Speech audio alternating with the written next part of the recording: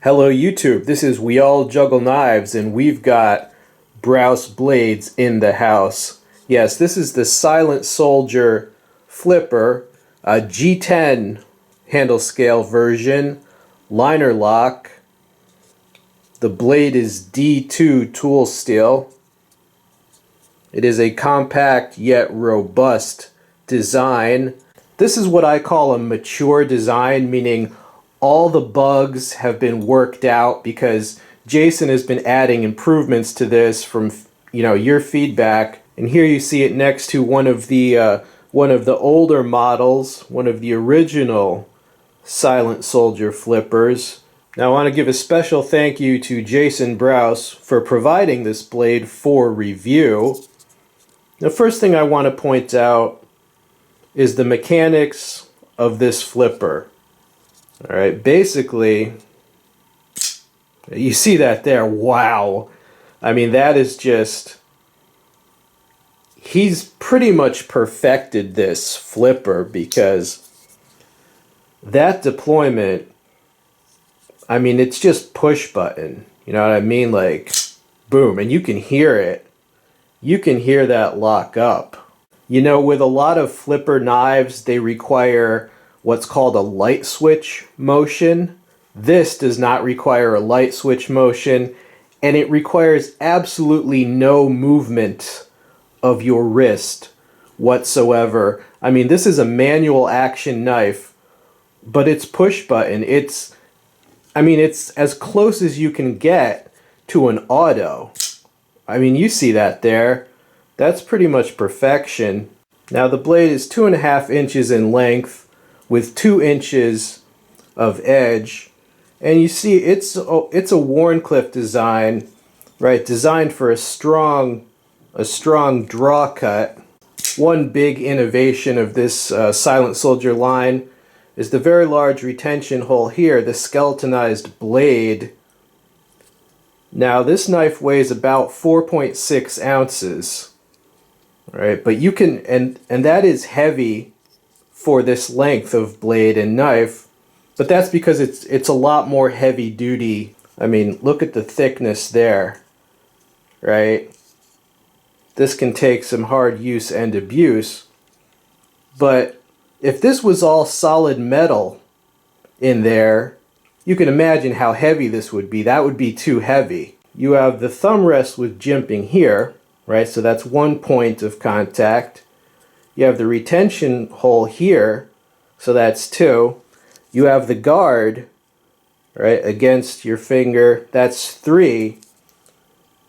You have a finger groove, that's 4 points of contact. You have, right, the pocket clip, right, with your fingertips on it there, 5 points of contact. This is shaped for a human palm, so 6 points of contact, and the pinky ramp, and you see that beveling there, 7 points of contact. So basically, with those 7 points of contact, you know, completely geared around just human anatomy, this knife is not going anywhere. Super secure grip. And also it just gives you a ton of precision and control. I mean, you're aiming this tip like I don't know, like you have a fighter plane.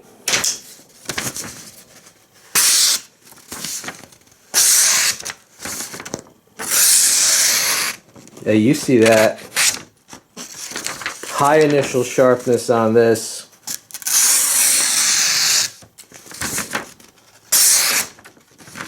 And that's not easy to do, okay, considering how thick the spine is. Now as for the blade finish, you have 4 options. This comes in satin, stonewash, acid wash, or blackout. Now the satin finish model is the lowest price model because they don't have to do anything extra to it. Right, and yeah, I like this one. I mean, it looks very nice. It looks like a darker stonewash, the acid wash model. The deployment, A+, the lockup, A+. We already discussed the ergonomics. Just the appearance of the acid wash, very nice. And I think most people understand the utility value of the Wharncliffe shape, how it gives you extremely strong draw cuts and tip cuts. Because when you're talking about a 2.5-inch blade, the usefulness of a conventional knife with a curved belly is not as useful when you're talking about this length. You know, so when you go down to this handy length, it makes more and more sense to have a tip that is forward of the center line just for that utility value. The D2 tool steel, it's tough stuff, and it is not stainless, but D2, you know, technically not stainless, but it's close as far as the corrosion resistance it's going to give you. The G10 handle scales are also pretty beefy, but notice he's beveled them. He's beveled them for comfort. It is made in the USA. And as for price, well, man, you get what you pay for, you know. Jason Brous is not some gigantic corporation that can have, like, you know, 100,000 of these just stamped out over in Taiwan or China or something like that, okay? It's made in the USA, and it's very high quality.